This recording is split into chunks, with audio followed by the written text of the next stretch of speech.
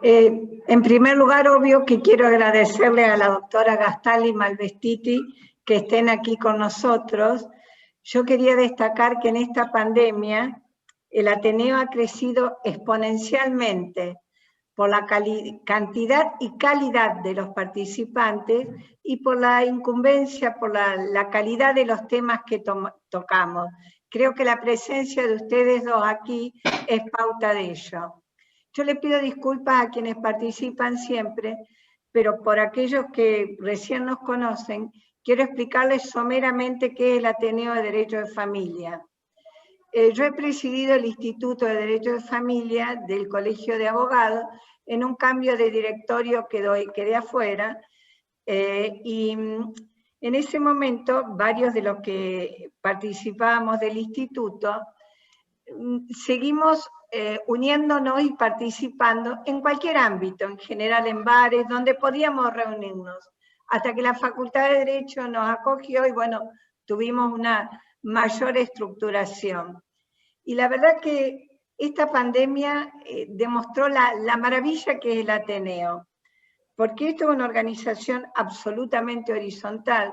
Yo creo que yo la presido porque soy la más vieja, no tengo otro mérito, pero lo que es maravilloso es cómo se ha apoyado mutuamente todo el mundo.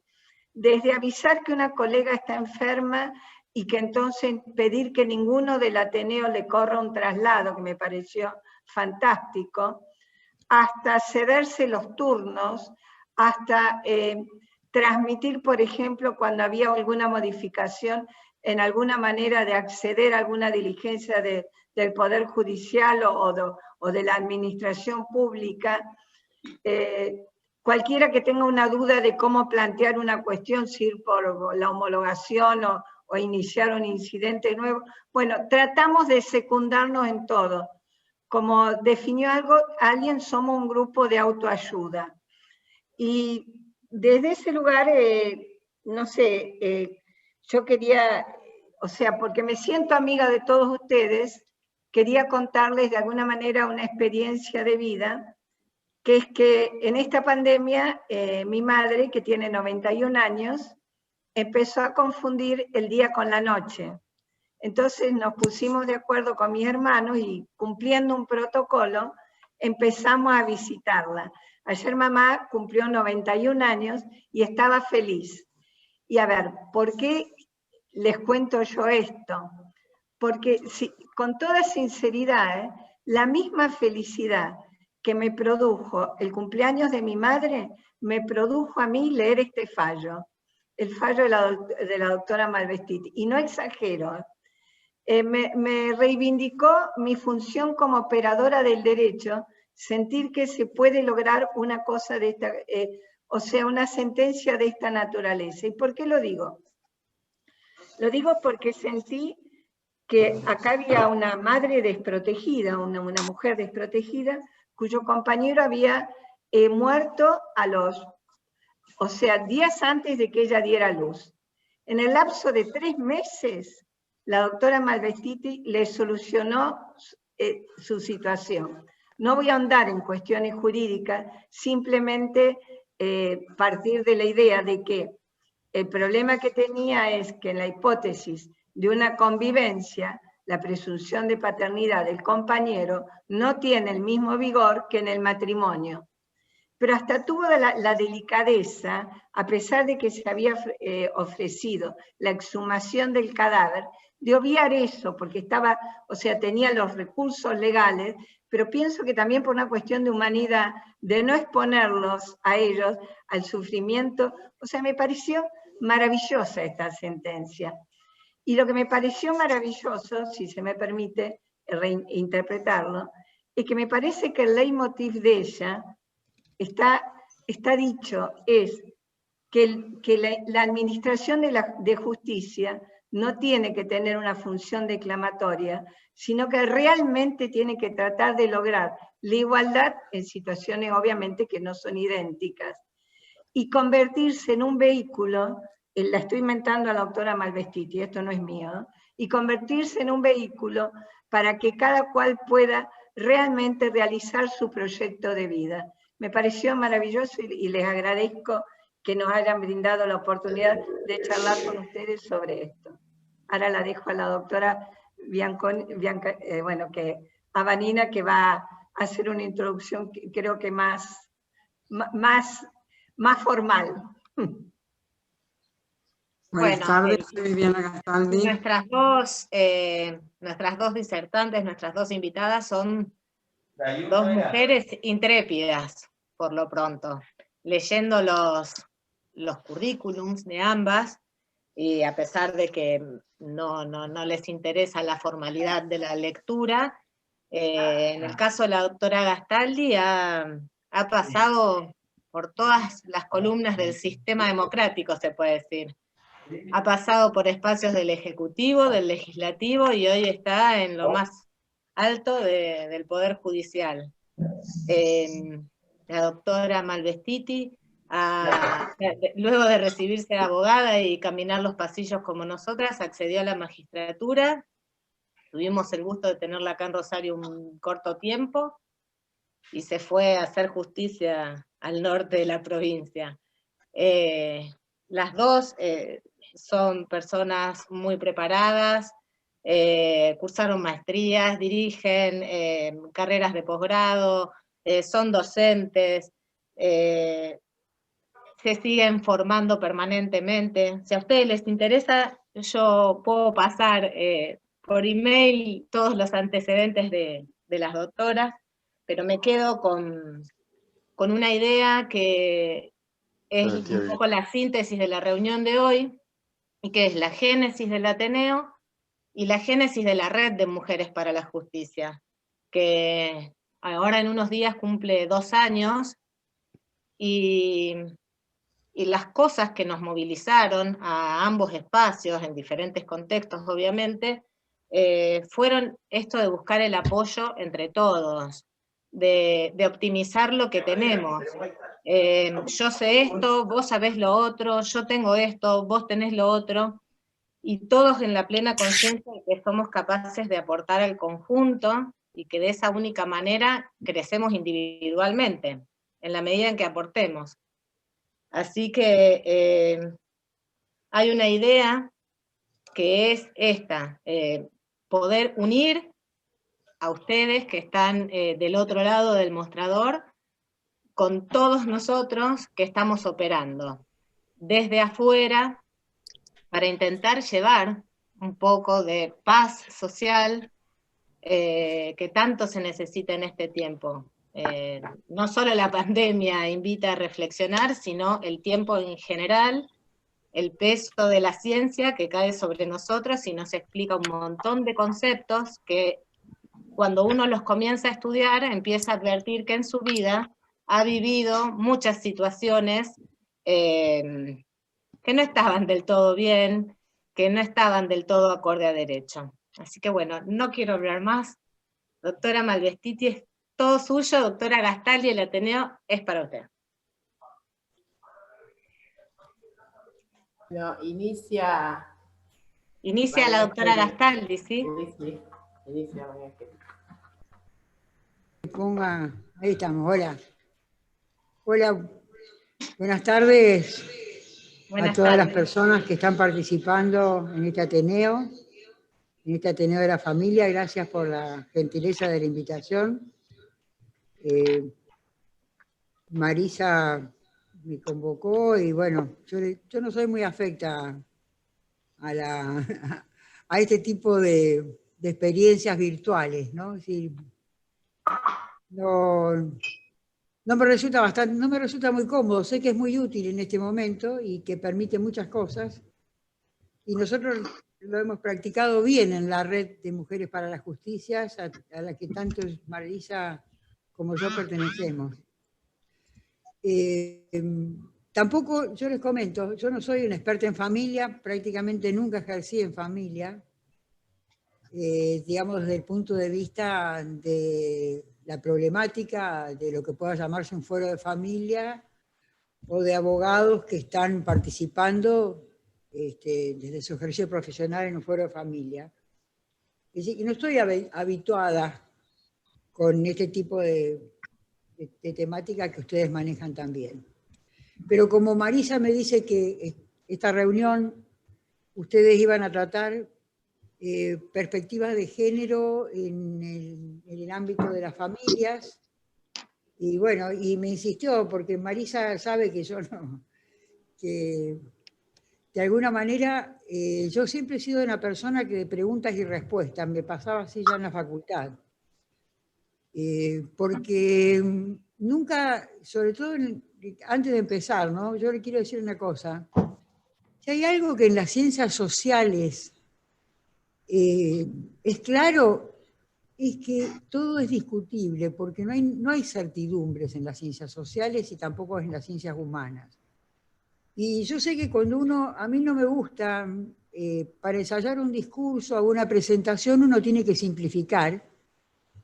Y muchas de las cosas que uno simplifica no tiene convencimiento porque sabe que no está diciendo realmente toda la complejidad de lo que tiene. Entonces siempre me ha costado, por eso me gusta mucho más a veces la interrelación, las preguntas y respuestas. Pero bueno, voy a ensayar algo, porque ustedes justamente, muchos de ustedes están interiorizados de la temática, pero voy a tratar de posicionarme desde una perspectiva también de los conocimientos que he ido adquiriendo. Yo que me he formado sola en esto en los últimos casi 20 años. Desde 8.500 y 8.585 y 85. Hola, ¿se escucha? ¿Se escucha? 85 y 85. La venta es 85. Estoy sintiendo que gente habla, no sé cómo es. ¿Se escucha? Dice, es decir, que ustedes se han planteado hoy destinar a aspectos de lo que se conoce como perspectiva de género en las relaciones de familia. Supongo que este tema, que ustedes han oído hablar, que muchos conocen, en forma a lo mejor,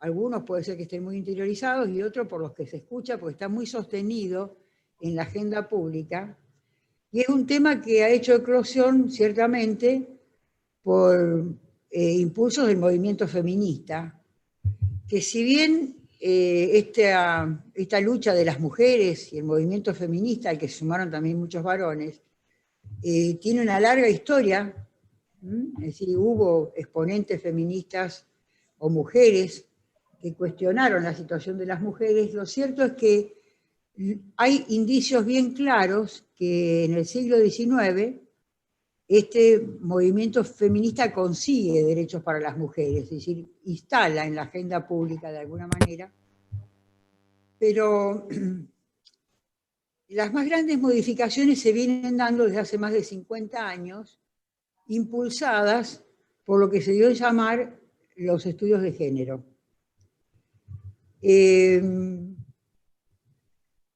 Nosotros a veces, yo por ejemplo he leído otros textos y por ahí uno se confunde bastante porque uno no puede abarcar todo, pero intenta interiorizarse. Nosotros por ahí no somos tan conscientes de cómo la incidencia que ha tenido la diferencia entre los sexos en la organización de la vida. Y en esto particularmente hay interesantísimos estudios de la antropología y de la etnología. La organización de la vida humana, desde la trayectoria de la humanidad, ha estado muy marcada por su referencia con el sexo, que es una cuestión que nosotros muchas veces no tenemos presente. Porque más en estos tiempos, porque lo que no se tiene presente es esta cuestión de nuestra corporeidad, ¿no es cierto? La corporeidad nos conecta con el sexo y con la muerte. Y nosotros creo que rehuimos eso, porque nos habla de la finitud humana, que es un tema que está siempre por detrás, dando vuelta en nosotros, ¿no es cierto? Son temas de profunda significación. Por eso, la verdad es que yo he querido traerles el texto del padre del psicoanálisis, me estoy refiriendo a Freud, que lo cita un autor, y que en mí causó impresión. Causó impresión porque me conectaba con una visión que yo tengo del Principito, que aparece en esa imagen allá mirando la tierra, ¿no es cierto?, y planteándose. Y justamente este texto parece decir eso mismo que yo vi alguna vez en El Principito, y creo que es algo que nos impacta a todos, digamos, cómo nos verán, qué sería. Yo me lo pregunté a propósito del descubrimiento de América, le estoy comentando una infidencia. ¿Qué habrán pensado cuando llegaron a América y se encontraron con estos nuevos seres humanos que no los tenían visto, que no los tenían pensado? Y siempre he pensado cómo nos mirarían desde otro lugar. Este autor, que lo cita, que lo trae citando a Freud, dice así: si no fuera posible renunciar a nuestra envoltura corporal, y una vez convertidos así en seres solo pensamientos, procedente, por ejemplo, de otro planeta, observar con la mirada nueva y exenta de todo prejuicio las cosas terrenas, lo que quizá extrañaríamos sería quizás la existencia de dos sexos, que siendo tan semejantes, evidencian no obstante su diversidad con signos manifiestos. Y dice el autor, para nosotros, terrestres, va de suyo que hay hombres y mujeres. El género humano se compone de dos mitades entre las especies, y esto es del orden de las evidencias y procede del hecho que estamos arraigados en nuestra corporeidad, y eso es algo que todavía nosotros no tenemos presente. Yo me gusta recordar una frase de Nancy Fraser, creo que es de Nancy Fraser, que dice que en un libro, Genevieve Fraser, perdón, dice una cosa que es interesante, dice que si las mujeres se convierten en una almohada, están perdidas para siempre, porque en realidad las relegan al lugar desde donde nunca debieron salir. Y yo mucho me temo que cuando se habla esto de género y se difunden clichés con respecto al género o al sexo, no solamente podemos incurrir en equivocaciones en las políticas públicas que se implementen, sino también podemos producir políticas públicas que tengan un efecto contrario. Entonces, yo creo que se merece una mirada atenta a toda la problemática que está planteada, sobre todo en estos tiempos. Dice este autor también que, si bien es cierto que la cuestión de los sexos y que existen dos sexos y de las diferencias es algo de la evidencia, en realidad lo que signifique masculino o femenino es algo de la mayor complejidad, y es una cuestión que también incide muy grandemente en la consideración de todos estos temas que tienen que ver con lo que se ha dado en llamar género. Ahora bien, existiendo dos sexos en sus diferencias, hay algo que sí se puede constatar a través de la más larga historia de la humanidad, y es de cómo los varones ejercieron el predominio y dominación de las mujeres. Eso es un hecho ampliamente extendido en todo tiempo y lugar desde que se tenga memoria, eso es verdad. La preeminencia universalmente reconocida a los hombres y la mayor jerarquía que se le dio, digamos, a los varones en todo tipo de sociedad, aunque hay discusiones, ¿no es cierto? En realidad, a través de un largo proceso histórico, milenario, más que milenario, esta preeminencia llegó a consolidarse en estructuras objetivas, es decir, es una especie de... hay una objetividad de ciertas estructuras sociales que tienen que ver con las actividades, a cómo se conformaron con las actividades productivas y reproductivas, y que se ha basado históricamente en una división sexual del trabajo que siempre confirió a los varones hasta ahora la mejor parte. por lo menos desde el punto de vista de la preeminencia en la organización de la civilización y del mundo. Dichos esquemas, dice Bourdieu, han funcionado como matrices de las percepciones, de los pensamientos y de las acciones de los miembros de la sociedad que se impusieron como el sentido común y objetivo del orden.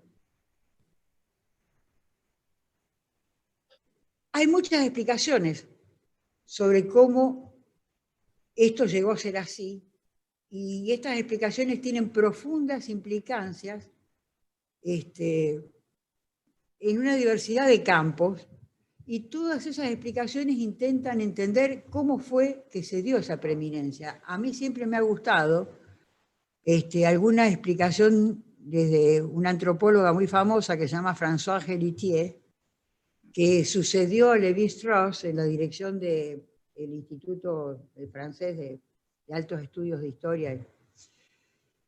Ella dice que en realidad, si nos miramos atrás en la historia de la humanidad, fue la extraordinaria capacidad de gestar de las mujeres lo que llevó a los hombres a tener que sobreponerse y a tener que superarse y de alguna manera apropiarse de esa condición extraordinaria que el mundo, Dios, el orden o lo que fuera le dio a las mujeres. Es decir, que...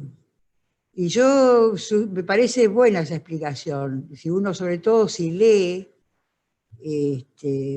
por ejemplo, las explicaciones que intentaba dar Aristóteles, bueno, es muy largo, es muy interesante y es muy denso.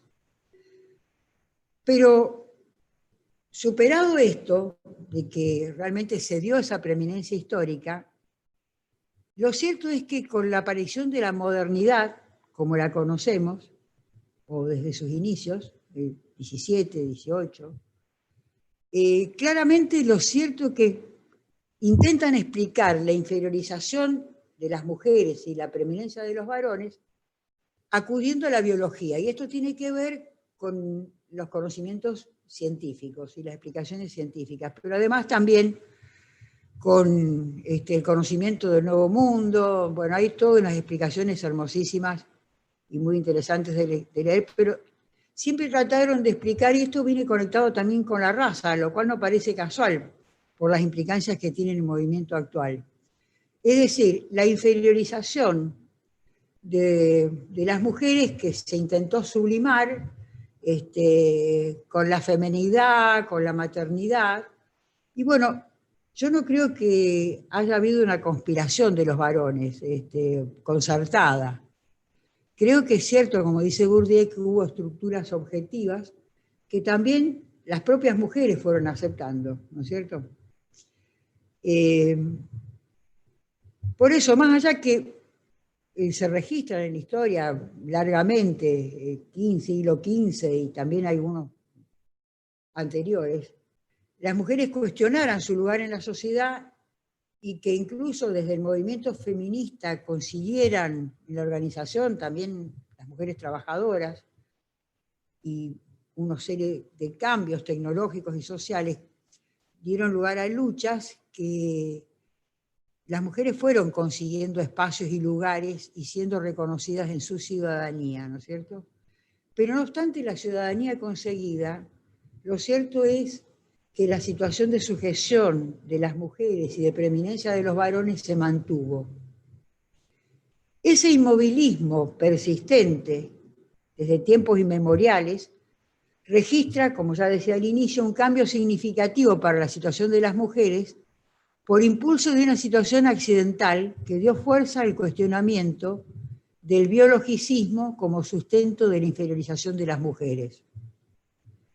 Hay dos acontecimientos. Por una parte, la emergencia de la difusión del concepto de género y también las investigaciones que condujeron más adelante al hallazgo de la anticoncepción, es decir, la invención de la píldora, que permitió a las mujeres controlar la natalidad y esto tenía que ver también significativamente con la organización del mundo y de la sociedad.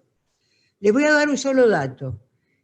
Hasta que se aprobó la píldora anticonceptiva en Estados Unidos, por allá, después de mucha lucha, después del año 1963, las mujeres constituían solamente el 3% de las universidades. En este momento están cerca del 60% las mujeres cursando las universidades. Es decir, que esto es una prueba evidente del condicionamiento que ha tenido también la maternidad y la situación de la mujer en el ámbito doméstico. En cuanto a los estudios de género, ellos tienen difusión pública ya en el año 1958, cuando Stoller, que es un psiquiatra norteamericano, se dedicó a estudiar el impacto que la asignación de género que se daba en aquellos individuos que tenían anomalías anatómicas en los genitales. Entonces empezaron a estudiar el impacto psicológico y ellos ya empezaron a esbozar la idea de que la biología no era lo determinante para la situación de las mujeres, para la identidad femenina, lo que se llamaba identidad femenina, o los papeles que las mujeres tenían en la sociedad. Y también hubo un caso muy paradigmático, que tuvo una amplia repercusión, y que una autora y filósofa muy reconocida y destacada lo toma dramáticamente y lo explica en un libro que se llama, no me acuerdo, de Judith Butler, que se llama Desandando el género, creo que se llama, o no me acuerdo el título, pero ella cita el caso de David. Fue un caso dramático, pues después lo pueden leer y búsquenlo porque realmente es muy interesante. Pero ese caso fue famoso y se trataba de un niño que había sufrido por un error, por un problema de un aparato de medicina, le seccionaron el pene. Entonces estos padres estaban mirando la televisión, que recién aparecía, y escuchan a este doctor Money hablar de esta cuestión, y fueron desesperados a verlo. Entonces le propusieron que lo convirtieran en mujer, y que le dieron que le hicieran una terapia con hormonas. Y así lo convirtieron en una niña que fue a la escuela. Eran dos hermanos mellizos. Desgraciadamente los dos se suicidaron. Y ella hace una reflexión crítica sobre una serie de temas muy importantes que todavía siguen planteados. Es decir, el género permite reconocer que no es una condicionante y permite distinguir, digamos, los condicionamientos sociales, las visiones que la sociedad puede ir elaborando respecto de los papeles de las mujeres y de los varones en la sociedad, pero ciertamente hay aspectos de la biología que nos indican y nos siguen indicando que las mujeres y los varones somos iguales, pero somos diferentes. Esta palabra género aparece ahí, no me quiero exceder, pero esta palabra género aparece ahí, pero tiene una particularidad, que en inglés la palabra gender se conecta solo y directamente con el tema sexo.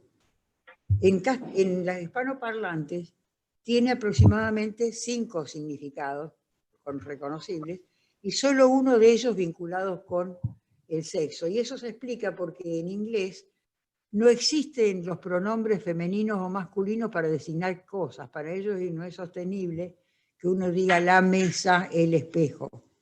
Bueno, y además esta asignación de femenino o masculino también a los objetos se evidencia en su arbitrariedad cuando uno pasa de un idioma a otro. Por ejemplo, uno puede decir acá el sol y en alemán se dice la sol. Es decir que todo esto también está circulando con esta cuestión del idioma y del lenguaje inclusivo. Hay todo ese tipo de temas que están dando vuelta, ¿no? Pero lo cierto es que los estudios feministas, sobre todo desde la academia, tratando de profundizar el distanciamiento de los aspectos biológicos que habían tenido tanta incidencia en cómo se identificaba a las mujeres, ellos profundizaron y difundieron estos estudios de género, abriendo el camino a una serie de investigaciones históricas, filosóficas, del arte, de la ciencia, reivindicando el papel de las mujeres, ciertamente en la historia, y de cómo habían sido ocultadas o desconocidas. Lo cierto es que como todos estos estudios de género reivindicaban, reivindicaban a las mujeres al cuestionar la dominación, la palabra género se fue solapando con la cuestión de, como si fuera cuestión de mujer. Se identificó género con mujer. Por eso muchas veces cuando se habla y se identifica género con mujer, se identifica eso, género con mujer, pero no es así. Alguna autora dice que cuando se identifica de tal forma sexo con mujer, también, subliminalmente, lo que se pretende es diluir las diferencias que existen entre las mujeres. Porque no es lo mismo una mujer de raza blanca, posicionada socialmente, para decirlo de forma sintética y breve, con la de aquellas mujeres de razas inferiorizadas o de sectores inferiorizados, como las mujeres pobres o las mujeres africanas o de ascendencia africana, en cuanto a sus respectivos intereses entre las mujeres. Y esto suscita una cuestión muy interesante. ¿Quién puede representar a las mujeres? ¿Quién se dice que yo, cuando hablo que soy una mujer, represento a las mujeres? Y esta cuestión está planteada también intensamente en el movimiento feminista, y en este momento se ve muy nítidamente con la situación, por ejemplo, del movimiento de Black Lives Matter, que es el movimiento de mujeres negras, que también discuten y cuestionan, pero eso indica que hay algo muy significativo, y con esto quiero cerrar y terminar porque me presto más a algún tipo de pregunta. Digamos que los estudios de género han apuntado a buscar eliminar las discriminaciones contra las mujeres, señalar y desnaturalizar lo que parecía natural, que la sociedad y el mundo los intereses de las mujeres no fueran contemplados y que siempre se vieran como algo diferente y especial que por una cierta concesión había que contemplar. Y es un caso claro, por ejemplo, en el Poder Judicial hace aproximadamente no sé cuánto tiempo, pero en general también en los trabajos, la licencia por maternidad era tenida más o menos como una cuestión de enfermedad, ¿me entendés? Y en realidad es que hay un cuerpo femenino que tiene determinados intereses y necesidades que no fueron nunca contempladas y que siempre se consideraron como lo diferente del varón. Por eso siempre ha aparecido también en esa referencia como una cierta debilidad de las mujeres. Pero la perspectiva de género, por eso no se refiere a las mujeres. La perspectiva de género, porque nada que ocurra en las mujeres o en el género femenino, como se quiera llamar o decir simplificadamente, deja de tener significación con respecto a los varones. Es decir, está absolutamente relacionado.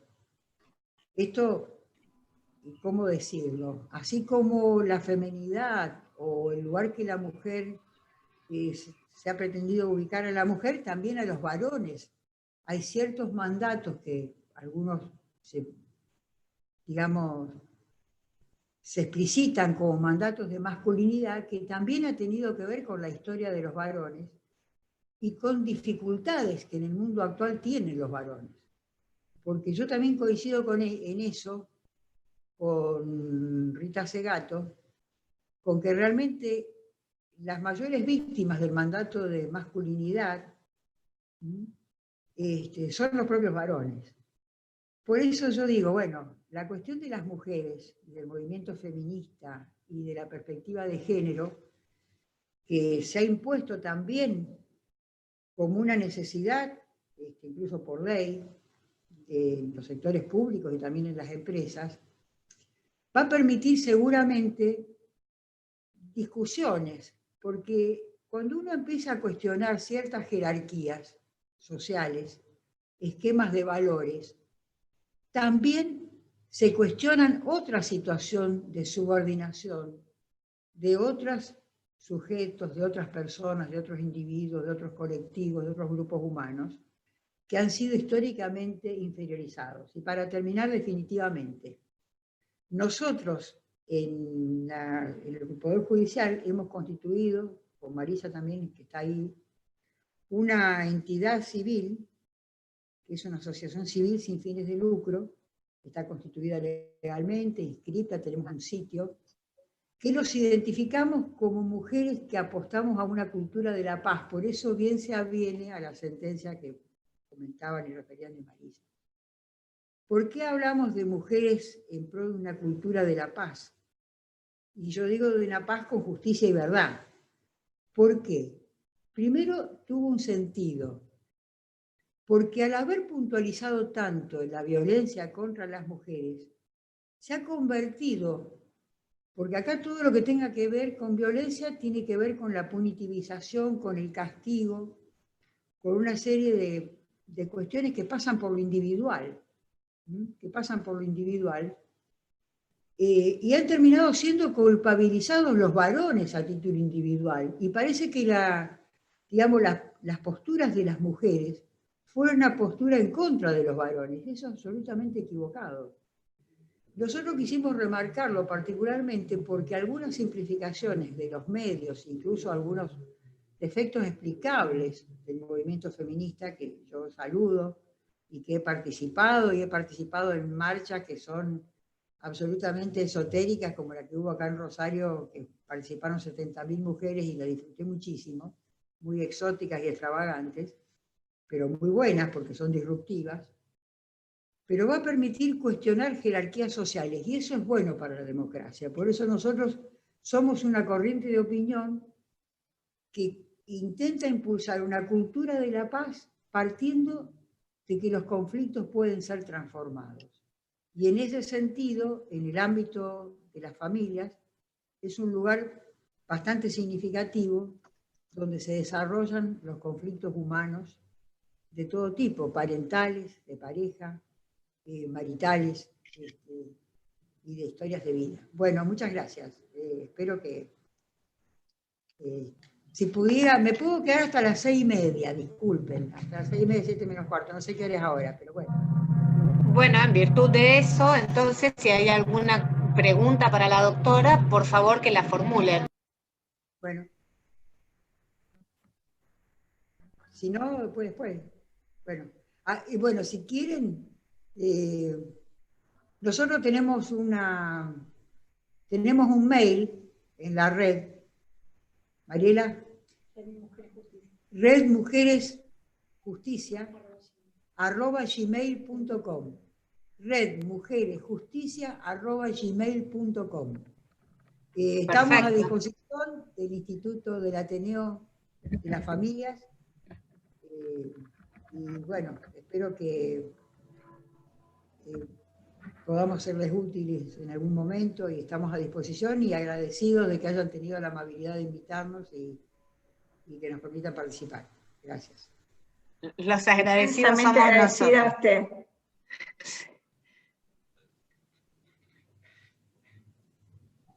¿Quién sigue? ¿Vanina? ¿Vamos? Marisa, la doctora Malvestiti. ¿Hay alguna pregunta para la doctora Gastaldi, por si ella tiene que retirarse? Gracias, querida María Angélica, por aceptar esta invitación. Además, sus tiempos no son holgados, y menos en este contexto. Y la verdad que muy agradecidas de que hayas podido participar. Y bueno, ensamblando perfectamente, no veo ninguna pregunta aquí en el chat, con la brillante exposición de María Angélica, pero que a la vez nos permite bajar a tierra todos estos conceptos que en una primera mirada parecen abstractos y que están en un lugar del mundo jurídico y de la realidad sociojurídica que no lo veríamos nunca. El caso puntual, y después vamos a ir anclando con lo que explicaba la doctora Gastaldi y con el contenido y la situación de vida, de este caso traído a la justicia, primero vamos a dar un marco de posicionamiento filosófico, además del jurídico.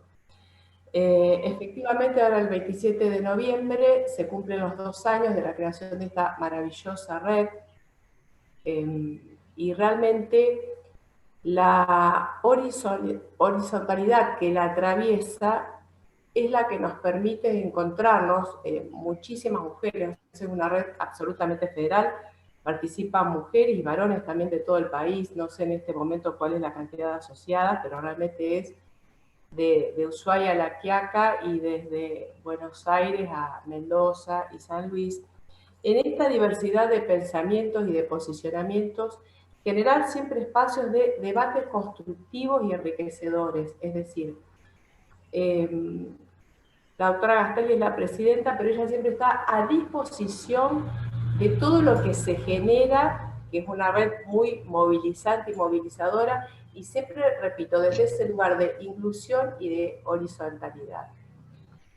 En este caso puntual que vamos a comentar, se da el tema es traído al juzgado de familia de la ciudad de San Cristóbal por el señor defensor general, el doctor Hugo Beltramo, que vi que está aquí en la reunión, también un querido amigo, por el artículo 103 del Código Civil y Comercial de la Nación, es decir, vino por la niña, y por el artículo respectivo de la ley orgánica de nuestro Poder Judicial, velando y protegiendo los derechos de esta niña que cuando ella nace, el papá ya había sufrido un accidente terrible en la ciudad de Ceres, y a la semana de haber nacido la bebé, el papá fallece.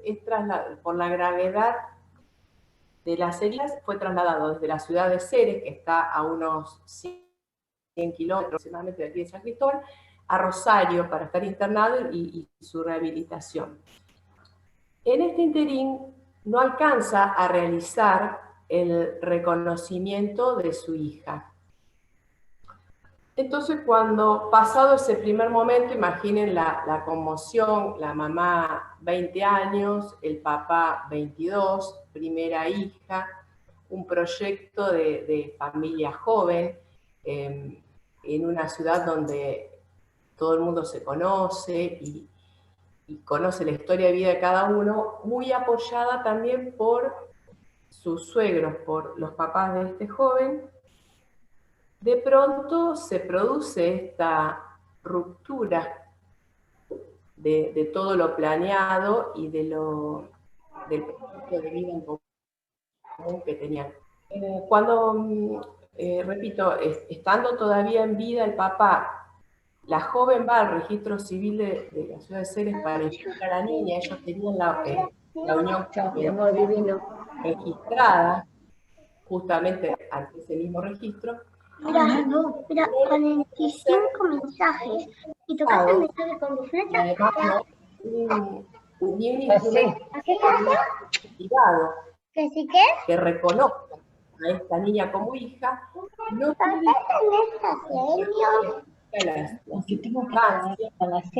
pero todos nosotros de filiación no podemos inscribirlo.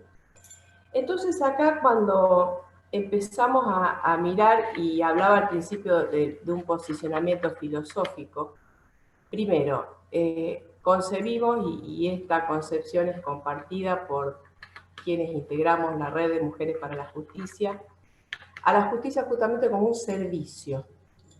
Ya la verdad, a mí me parece bastante arcaico que todavía sigamos hablando de poder judicial, poder ejecutivo, poder legislativo, pero bueno, a la justicia la concebimos como un servicio, no como un poder, y justamente el año pasado en la ciudad de La Plata, cuando se hizo el primer encuentro nacional de la red, uno de los temas que se debatió es qué poder o qué clase de poder tienen las mujeres, y la conclusión fue que, en definitiva, el poder que la mayoría de las mujeres, y que este colectivo de mujeres en particular quería, es aquel que le permite ponerse al servicio del otro. Y no desde un lugar de preeminencia o de jerarquía, sino de igualdad, de horizontalidad.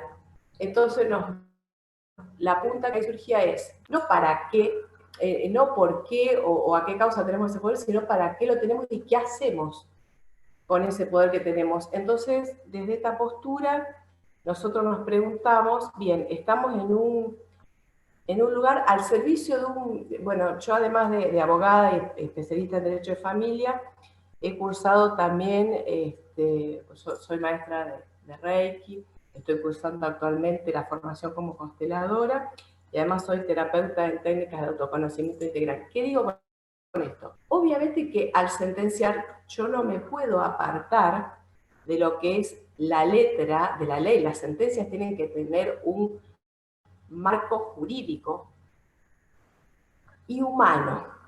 Lo humano no necesariamente implica pensamiento mágico ni ninguna cosa milagrosa que baja del cielo, pero sí esta humanidad por la cual yo me veo atravesada a través de todas estas formaciones, me llevó a mirar este caso como todos los que llegan diariamente al juzgado, primero desde un lugar de amor, pero también desde un lugar de vacío, es decir, sin preconceptos, sin prejuicios, que parecería realmente una contradicción, como si yo tengo que dictar una sentencia.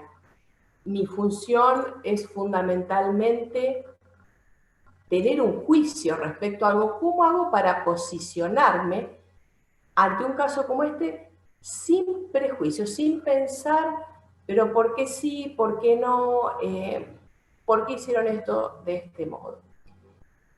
Desde ese lugar y desde el lugar del amor, entonces vemos qué solución nos da el ordenamiento jurídico vigente para el caso en el cual tenemos que acompañar, porque en la mayoría de los casos, pero en este puntualmente, la protagonista de la historia era esa niña de pocos meses de vida, su joven madre, estudiante, que repito, de golpe se encontró con una realidad absolutamente distinta a la planificada, y entonces me pregunté, ¿cómo acompañamos todo este movimiento, toda esta transformación en la vida de las personas, primero desde el amor y sin agregar más dolor?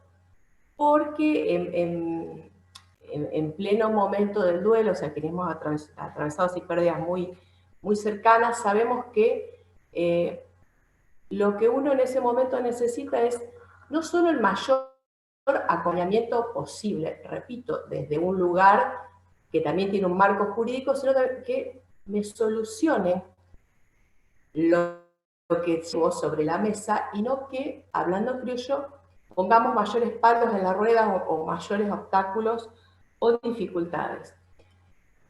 También se aclara en la resolución que no se pretende equiparar en modo alguno los efectos que tiene la unión convivencial registrada con el matrimonio, porque eso hace el plan de vida que cada uno ha elegido. Cada uno es libre de elegir si quiere casarse o si no quiere casarse, y si convive, si esa unión se inscribe o no se inscribe. Pero ¿cuál es la importancia de la unión convivencial inscripta? Es la prueba. Facilita y allana desde ya la prueba. Sabemos que nuestro código establece una presunción de paternidad para los hijos que son concebidos dentro del matrimonio y hasta determinado plazo, una vez disuelto o anulado el mismo, y también que la convivencia de la madre con el padre alegado en este caso también hace presumir esa paternidad. Pero ¿qué sucede? Esta presunción que es operativa, cuando nosotros la llevamos al terreno de lo práctico, no es tan así. Y entonces, yendo a un análisis más humano y realista, nosotros nos encontramos con que hoy una mujer que está casada, si queda viuda por las circunstancias que sea y tiene un hijo que no alcanzó a ser inscripto como hijo de su esposo fallecido, se presenta en el registro civil con el acta de matrimonio, el acta de función de su marido y el certificado de nacido vivo del niño o de la niña, y se procede a inscribirla. Lo mismo si va el esposo, ¿no es cierto?, escribir. No, es plenamente operativo. En el caso de esta mujer, bueno, obviamente ella inscribió a la niña con su apellido, porque esa niña necesitaba cuidados, necesitaba que su existencia, además de trascender en el seno de la familia, también trascendiese en el orden jurídico. Entonces, aplicando aquí este modelo, este protocolo, que es un modelo de incorporación de la perspectiva de género en las sentencias, que fue elaborado por la Comisión Permanente de Género y Acceso a la Justicia de la Cumbre Judicial Iberoamericana, que ya lo he aplicado en otras resoluciones, como ha sido el caso de alimentos para la mujer embarazada. Bueno, nos encontramos con que tenemos que afinar en cierta forma la mirada y, como antes se decía, miramos en clave de derechos humanos o miramos en clave de derechos de niños, niñas y adolescentes, pero tenemos que mirar también en clave de género. Como excelentemente lo explicaba la doctora Gastaldi, el género no necesariamente tiene que estar asociado a lo sexual.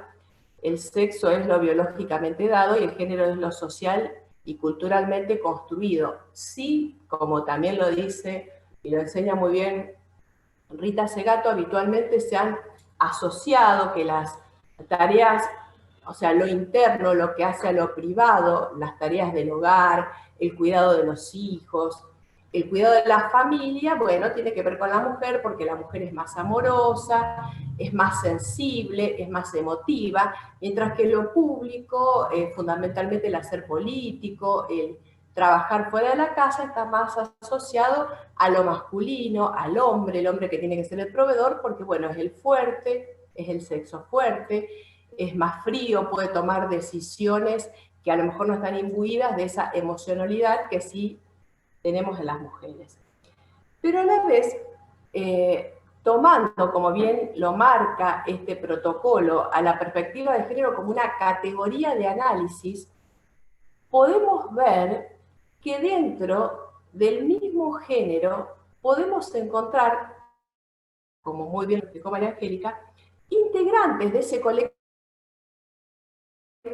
que hacen distintas situaciones de desventaja o de inferioridad con respecto a otras integrantes u otros integrantes de ese mismo colectivo. Por ejemplo, como se señalaba, cuando se habla de el modelo androcéntrico, se refiere al varón blanco, propietario, o sea, sabíamos que en Grecia se consideraba ciudadano solamente a los varones que reunían estas condiciones, por ejemplo, los esclavos, los negros, o quienes a lo mejor tenían deudas y eran tomados como esclavos por los paterfamilias, no eran ciudadanos y no tenían derechos. Y actualmente, dentro de lo que podemos considerar o denominamos el género femenino, vemos que, por ejemplo, las mujeres migrantes, mujeres afrodescendientes, mujeres trans o personas intersex no están en una misma situación para gozar de los derechos que sí están otras integrantes.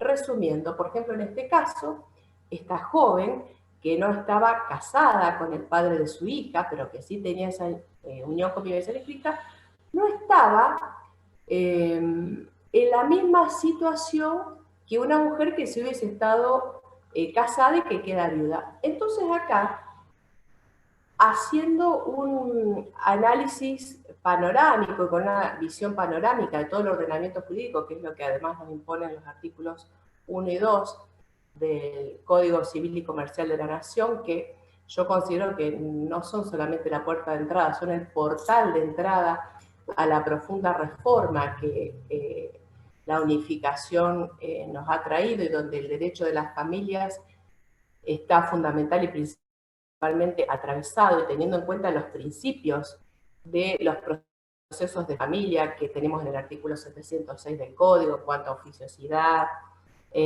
tutela judicial efectiva,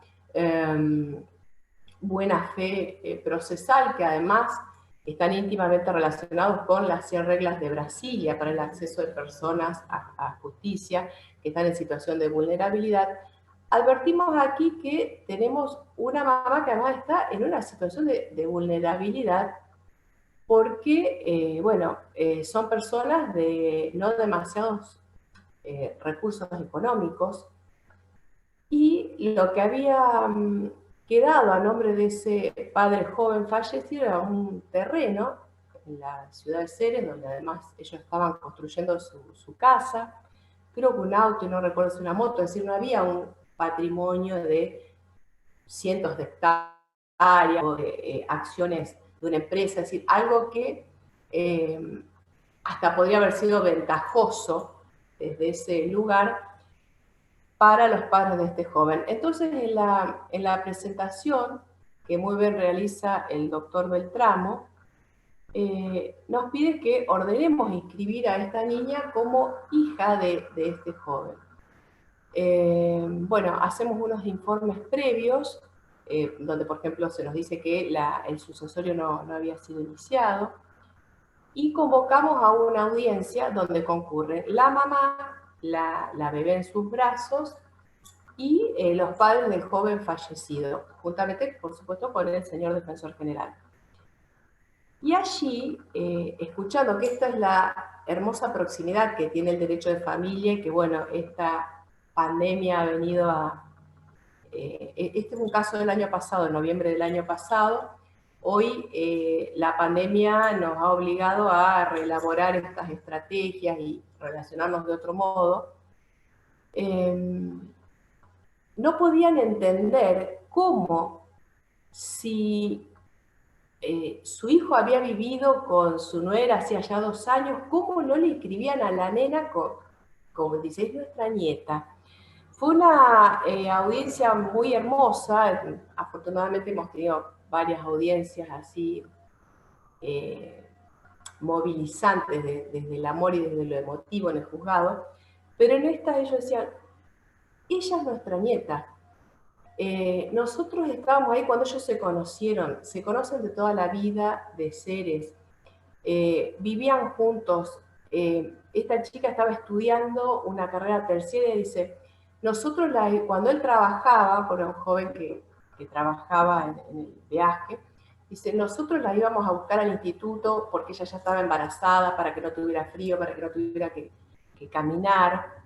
Dice, bueno, después pasa todo esto y nosotros, si hay un terreno, hay un auto, que queremos que sea nuestra nieta, ella es nuestra nieta. Y bueno, explicándole que existía esa posibilidad eventualmente ellos habían ofrecido también la exhumación del cadáver en caso de ser necesario. Aquí recordamos que si bien hoy el ADN es la máxima prueba en los juicios de filiación, no es la única. En mi época de estudiante, en mi querida Facultad de Derecho de la Universidad Nacional de Rosario, tuve como docente al doctor Oscar Borgonovo, y recuerdo que él insistía mucho en los temas de filiación, posesión de Estado, testigos. Es decir, en este caso particular, si yo me ponía a pensar, bueno, pero ¿cómo no vamos a hacer ADN? Eventualmente este joven puede haber tenido otros hijos que a lo mejor sus padres y su compañera no conocían. ¿Y qué va a pasar si más adelante esos hijos quieren reclamar algo?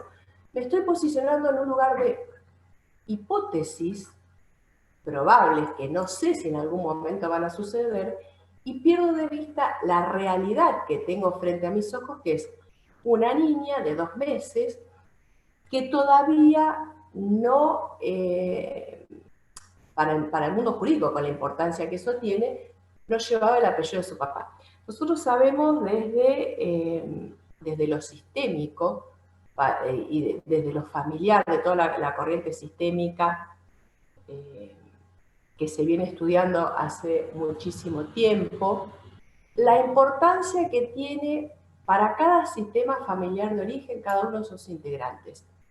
Sabemos las consecuencias cuando alguien es excluido de ese sistema familiar, cómo esto se ve en la descendencia y los efectos que tienen en los demás vínculos de ese sistema de origen. Y lo vemos lamentablemente en los juzgados de familia casi a diario. ¿Qué pasa cuando mamá con su discurso excluye a papá, o papá con su discurso excluye a mamá, o abuelos que intentan tomar el lugar o se apropian del lugar de mamá o de papá, violentando estos principios de pertenencia al sistema familiar, de jerarquía, de que cada uno es importante y cada uno tiene que tomar y estar en el lugar que le corresponde.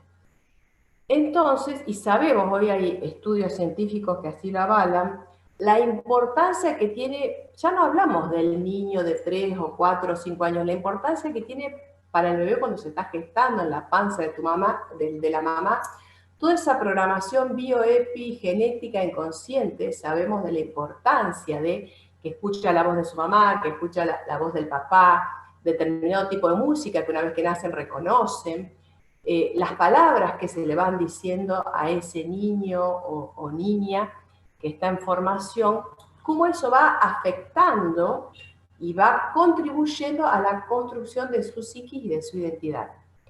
Si a esto le sumamos una bebé que fue concebida con amor, a quien seguramente todo el tiempo escuchó desde la panza la voz de la mamá y la voz del papá, y unos abuelos que están y que acompañan y que la incluyen en su sistema y que dicen, es nuestra nieta, ¿cómo podemos llegar a lo mejor a la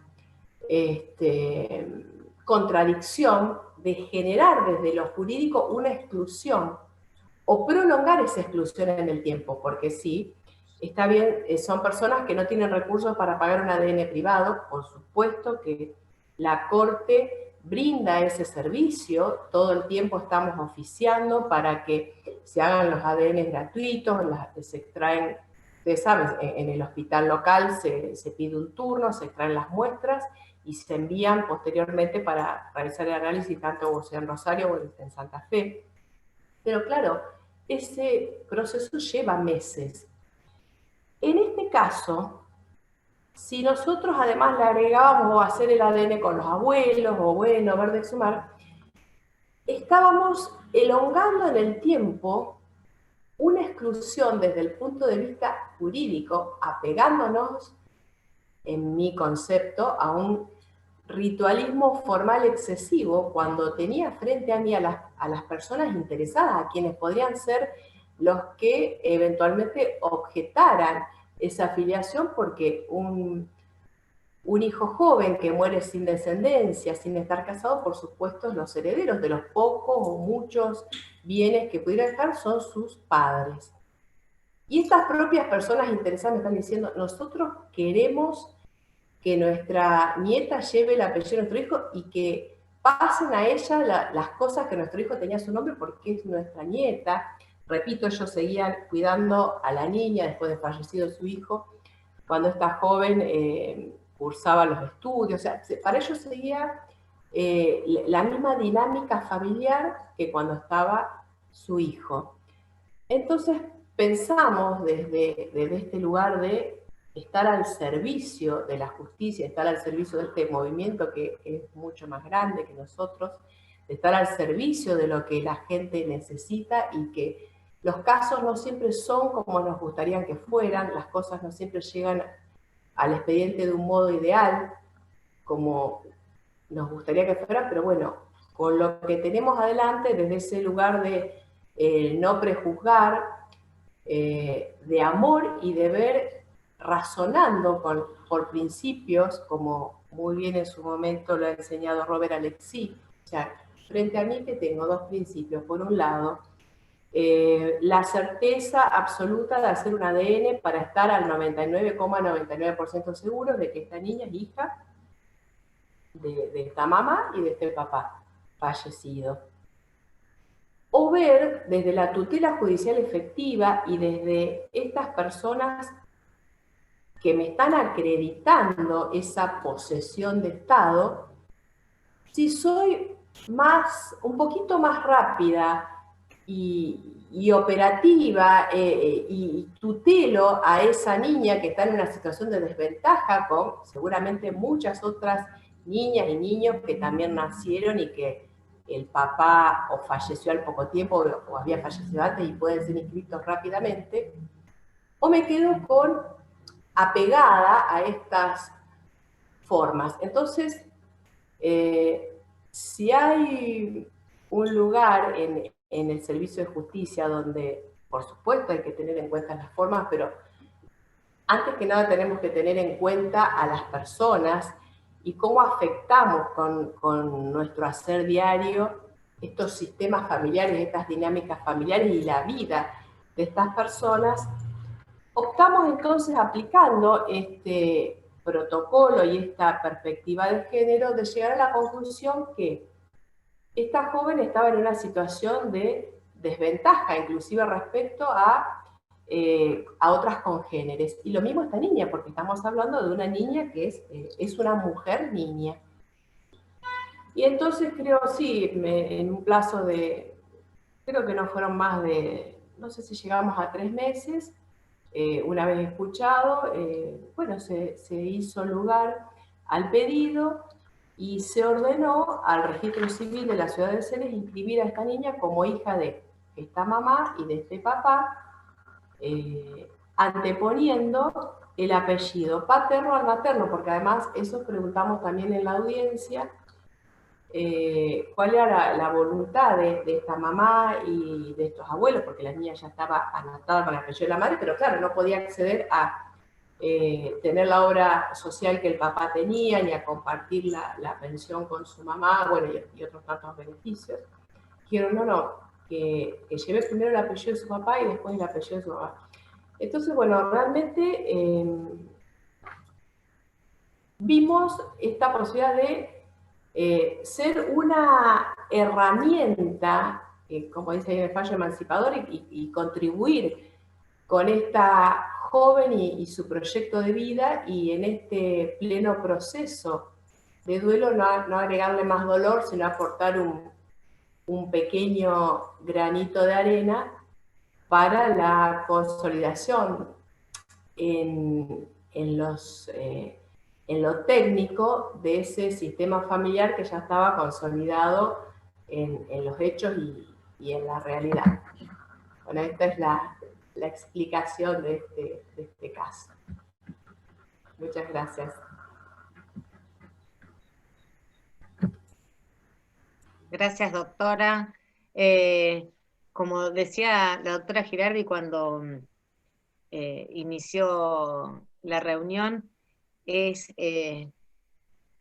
no sabría explicarle por qué, pero yo iba leyendo y como que me iba emocionando, porque me parecía que era encontrar en una sentencia, que uno por ahí está más acostumbrado a leer tecnicismos, palabras complejas de transmitir a las partes, y era todo de una sencillez y de una calidez y de una, como era algo doméstico, era algo de la casa, parecía que uno estaba, una sensación de cercanía, eso era una cosa, justicia cercana, algo sencillo, simple.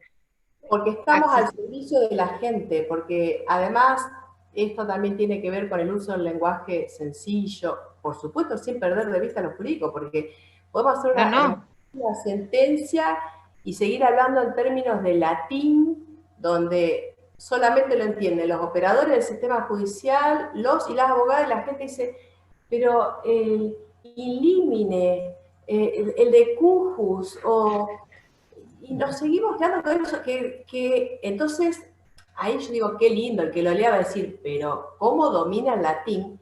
Y en realidad, estaría escribiendo más para mí, o no sé, con otro objetivo, y no para que lo entienda las y los destinatarios finales del servicio de justicia, que es justamente la gente que acude a nosotros, bueno, y que está atravesada por todas estas situaciones. Doctora Gastaldi, la doctora Musa, que está presente, también está presente, les agradecemos. Les Oh, agradecemos musa, a un todas. personaje, la musa, La una doctora persona. Musa le preguntaba sobre Ah. la autoría del libro que usted citó cuando relataba la historia de David. ¿Es así, Sí, doctora Musa? el libro se llama Deshacer el género, de Judith Butler.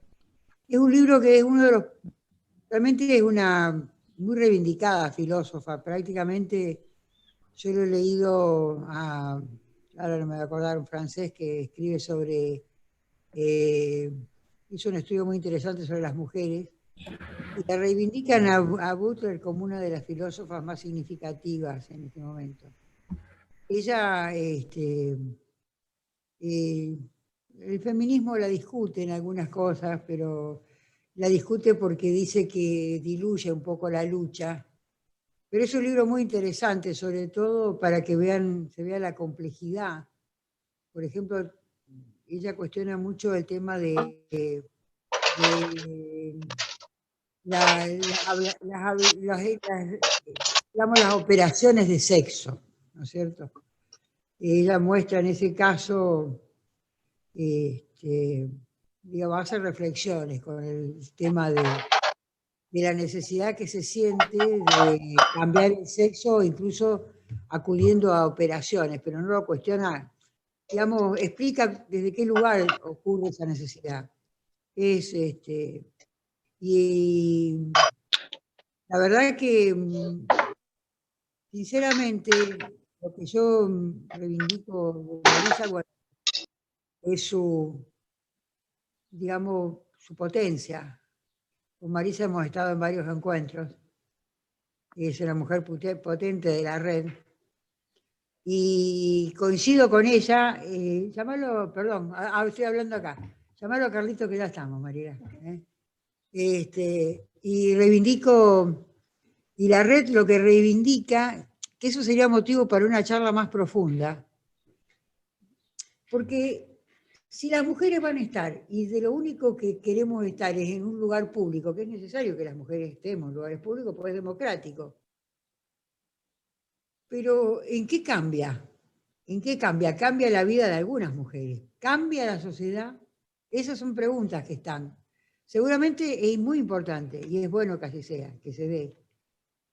Pero fíjense que yo tengo muchas sentencias acá, verdaderamente machistas, de plumas femeninas, de plumas de mujeres. Es decir que, bueno, hay muchos varones también que yo veo, digamos, anteojeras, ¿no? Y a veces se tienen anteojeras porque creo que lo que exige, que es una condición de las mujeres, es que tenemos una ética situada, es decir, una ética particular, es decir, que vamos al caso concreto. Hemos siempre reivindicado los vínculos, mientras que los varones históricamente han reivindicado las abstracciones, las cosas, la potencia o el poder como modo de construcción. Y las mujeres hemos sostenido la humanidad, los hombres han construido la civilización, las mujeres hemos sostenido la humanidad.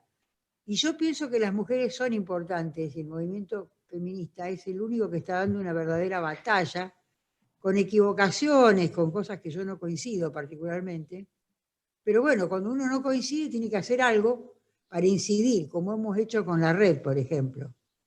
Es decir, tratar de no estigmatizar a los varones. Yo creo que el gran problema, primero que es cierto que mueren mujeres a manos de varones, pero sí también es cierto que los varones son víctimas de los varones, y que de cada 10 muertes de varones, de cada 10 muertes, 9 son de varones a manos de otros varones. Son muy pocas las mujeres que matan a los varones.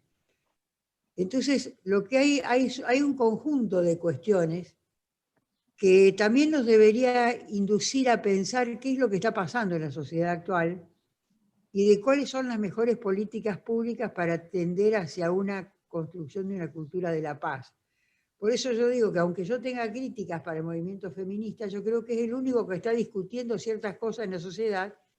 Quién sabe, porque la humanidad, la modernidad o el estado actual del mundo, parece que hubiera ciertas cosas que no son posibles de ser derribadas. Entonces, toda esta cuestión de los sujetos, las sexualidades, de la vida, han pasado a ocupar un lugar central. No lo digo en sentido despectivo, pero creo que las mujeres discutiendo las jerarquías, discutiendo los lugares, discutiendo el orden establecido, suscitan y convocan a la discusión de otras cuestiones que son absolutamente democráticas.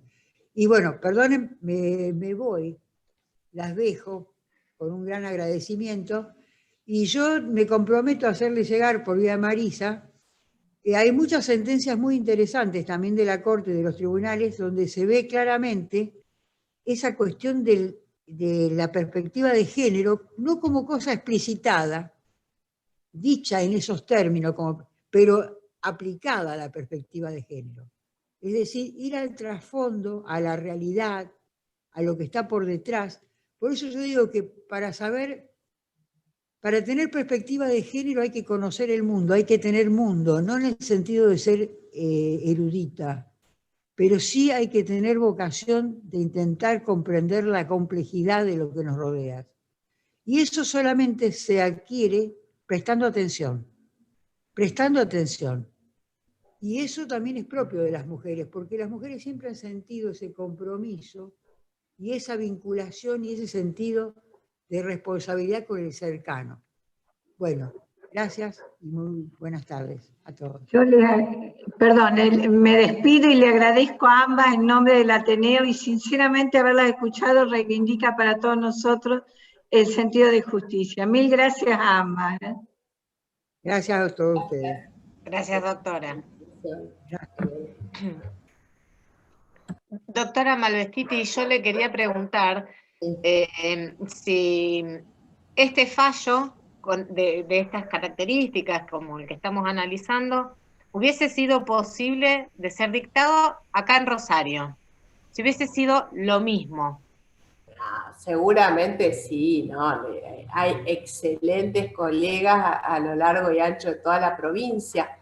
Yo litigué muchos años antes de estar del otro lado de la mesa de entrada. Y mi lema era, y quienes me conocen de hace muchos años, pongamos a los jueces y juezas a estudiar, o sea, siempre haciendo planteos de casos que a lo mejor no tenían antecedentes, con todo el respeto y todos los fundamentos, y realmente obtuve fallos preciosos.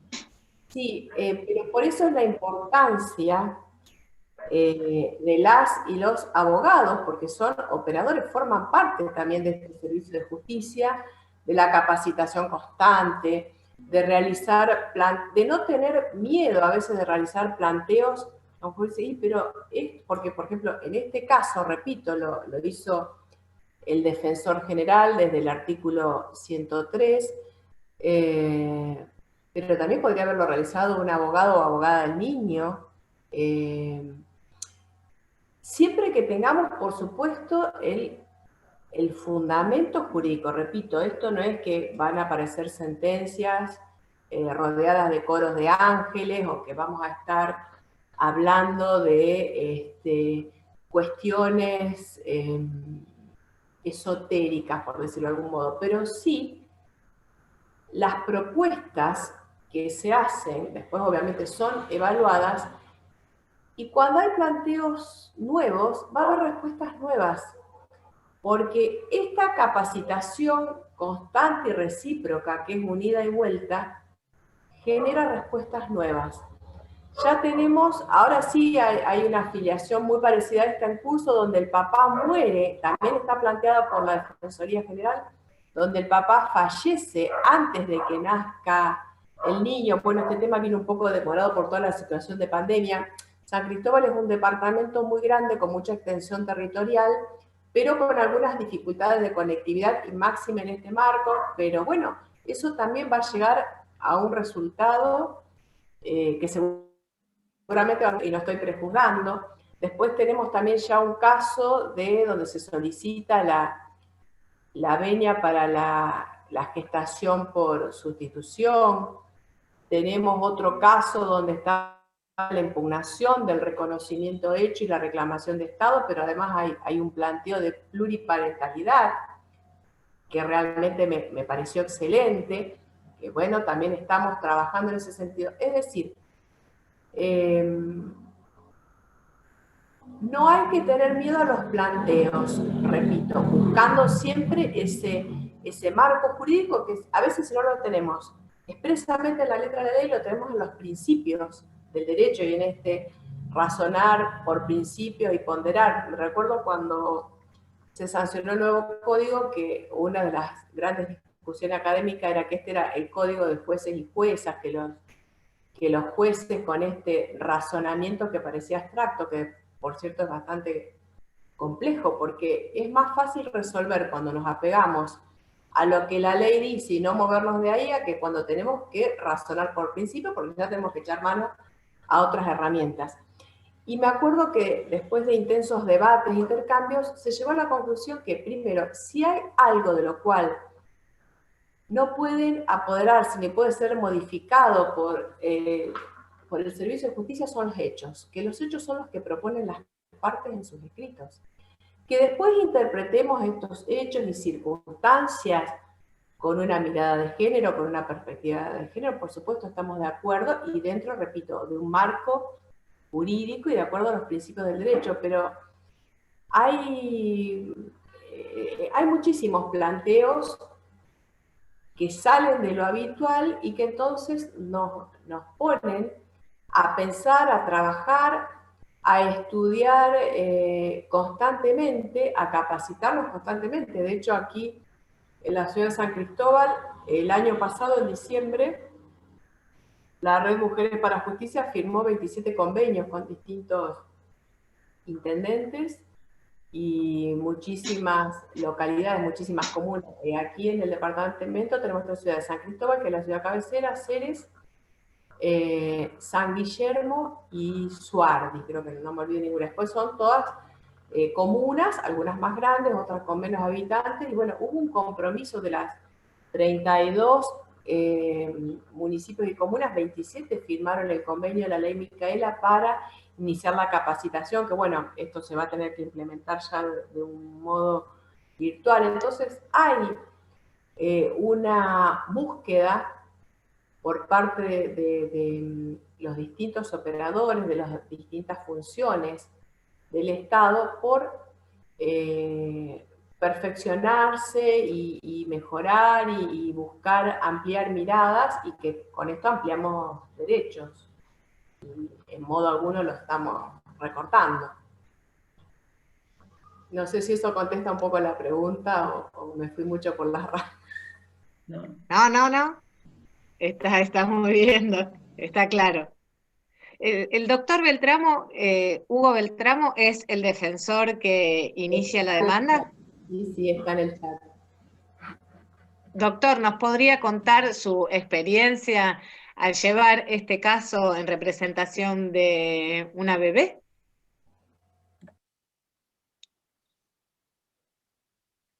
Quítese el muteado, Doc. Tenés el micrófono mudo, Hugo.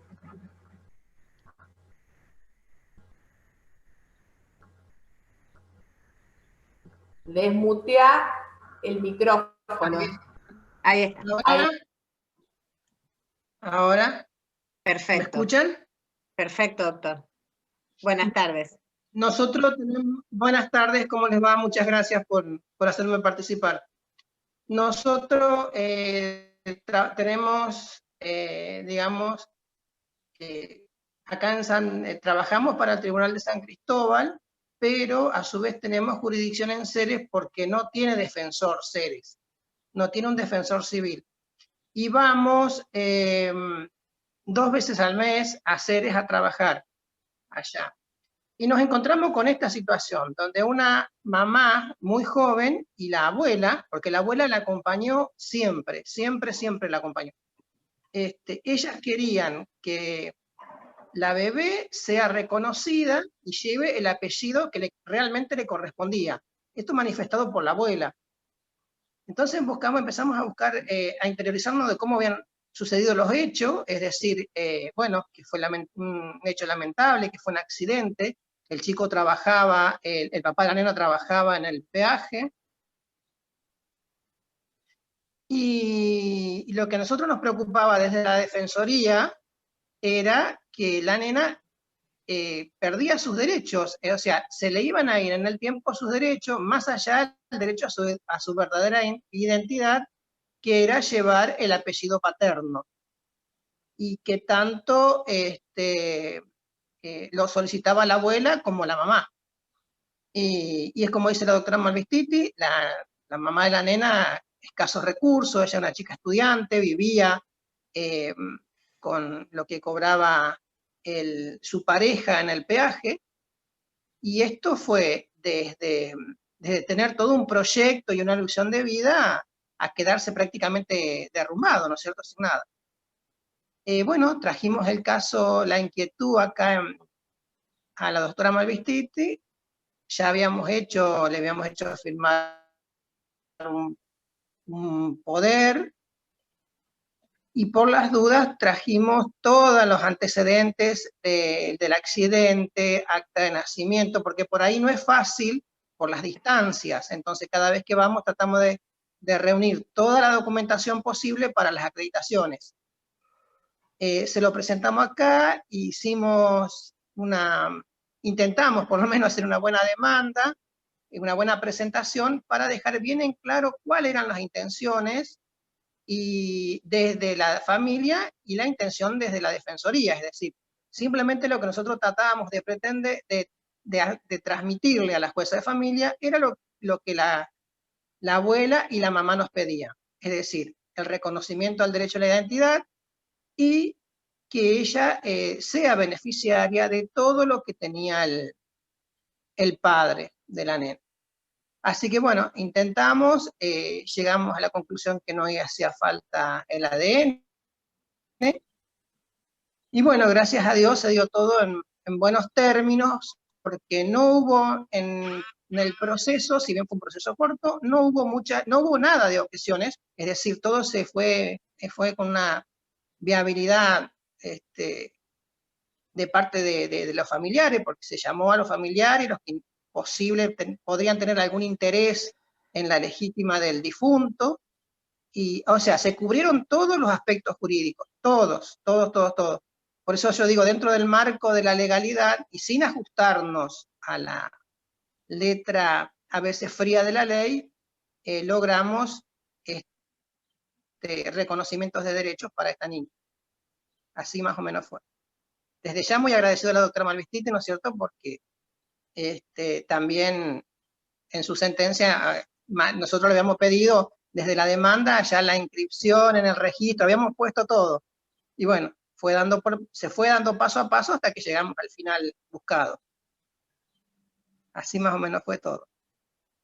Fue un trabajo conjunto, por eso, tanto desde la Defensoría como de juzgado, ¿no? Sí, doctora, sí. Le preguntan a ambos en el chat si efectivamente no se hizo el examen de ADN. No. Bien. Por eso fue un proceso que creo que duró menos de 3 meses, ¿no? Porque 3 meses, sí. se habló de la posesión de Estado y que aparte el razonamiento fue inverso. Claro. Como dije al principio, no me quedé con la probable hipótesis si aparecían otros hijos y sucesores y qué pasaba, sino fuimos a... Y eso también tendría solución, porque si hoy o mañana apareciese otra criatura cuya mamá dice, es también hijo de este hombre que falleció, inicia su juicio de filiación, y si eventualmente se hubiera hecho un sucesorio, reclamarán el sucesorio lo que corresponda. Pero es lo que decía al principio, no nos quedamos con la conjetura o la probable hipótesis de lo que sucedería, sino con el caso concreto que tenemos hoy y aquí. ¿Qué tenemos? Una niña que nace estando sus padres con una unión convivencial escrita, y a los únicos interesados que podían oponerse a que esta niña lleve la apellido del padre son los abuelos paternos. Me están diciendo, por favor, queremos que sea inscrita como nuestra nieta, porque le pertenece lo que su papá dejó, porque aparte es nuestra nieta. Entonces, a ver, más acreditación que esta de esta posesión de Estado sería, repito, haber prolongado en el tiempo por una posible hipótesis y demorar la concreción de los derechos humanos de personalísimos de esta niña de tan corta edad. Bien, ¿alguien de los que están presentes quiere formular alguna pregunta a la doctora, al defensor?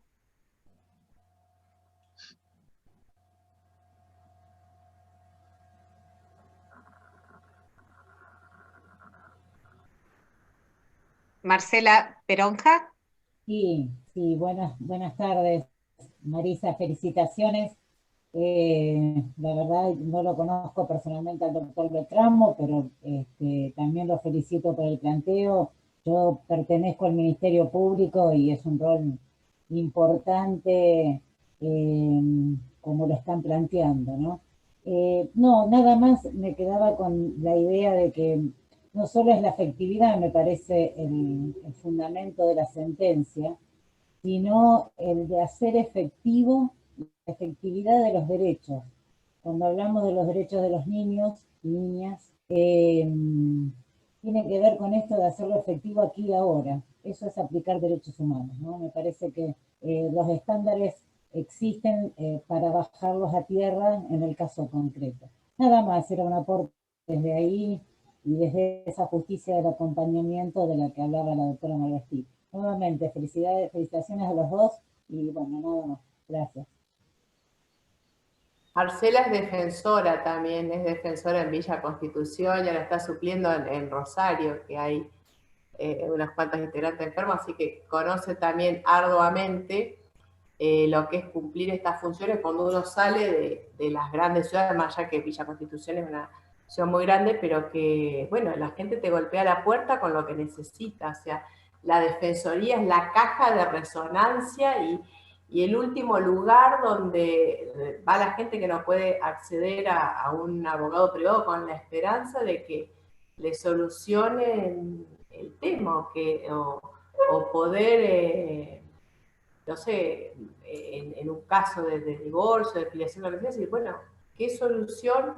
Y en ese momento el defensor es además la cara visible del servicio de justicia y por ende del Estado. Entonces, cómo se desarrolla esa tarea tan delicada, también hace a la construcción del imaginario de cómo la gente ve y percibe a la función judicial o a la justicia como ese valor que está lejano y que ahí lo tiene del otro lado del escritorio.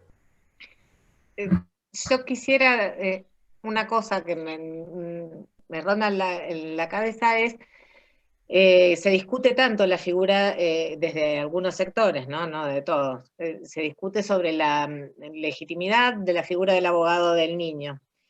Y el doctor, y se relaciona muchas veces, por error a mi entender, con el tema de esta posibilidad del niño de poder ejercer la designación de un abogado o de poder expresar o manifestarse en tal o cual sentido, entonces lo ligan estrechamente a la edad del niño. Y el doctor Beltramo se presentó en representación de una niña que estaba, digamos, poniendo en valor el derecho en forma objetiva, el derecho a la identidad de esa niña, a la pertenencia a ese grupo familiar. Entonces, este ejemplo es clarísimo para poder seguir intentando y proponiendo hasta que sea moneda corriente esta figura, porque el derecho a ser oído de un niño, que en este caso no se hubiese podido concretar, es un derecho, pero no es el único. Y la participación en juicio y el reconocimiento como sujeto de derecho es otra perspectiva que debemos tratar de incorporar en el mundo de la justicia hoy, del sistema hoy.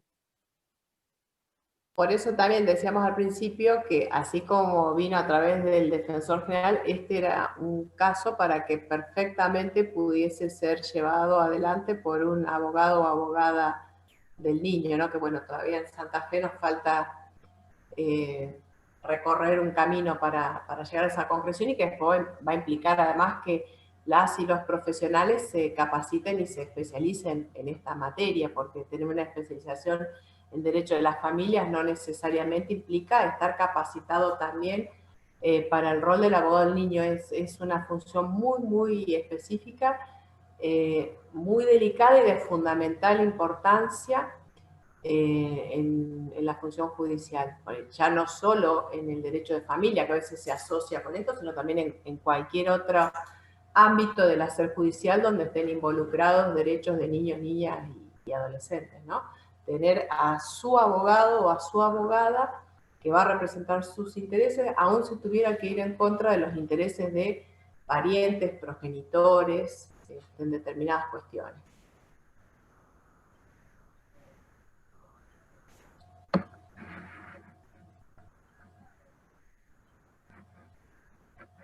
Bien, bueno, no sé, doctora Girardi. No, nada más. Insisto que broche de oro de este año. Nosotros solíamos reunirnos en esta época para despedir el año, pero no se me ocurre mejor despedida que haber compartido estas charlas. Sinceramente, le agradezco inmensamente que esté acá y que nos haya gratificado con este fallo, porque esa es la expresión. Yo me sentí feliz y quiero que todos lo leamos y entendamos la esencia. Cuando usted dice que la administración de justicia está al servicio de los justiciables, realmente no se me ocurre mejor consigna que esa para los jueces y para los operadores de derecho, ¿no? que en eso tenemos que colaborar.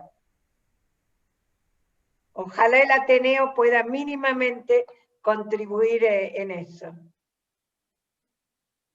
Nada más. Muchas gracias, Adriana. Muchas gracias, doctora, y muchas gracias a todos los que nos acompañaron la tarde de hoy. Están formalmente invitados a seguirnos por las redes.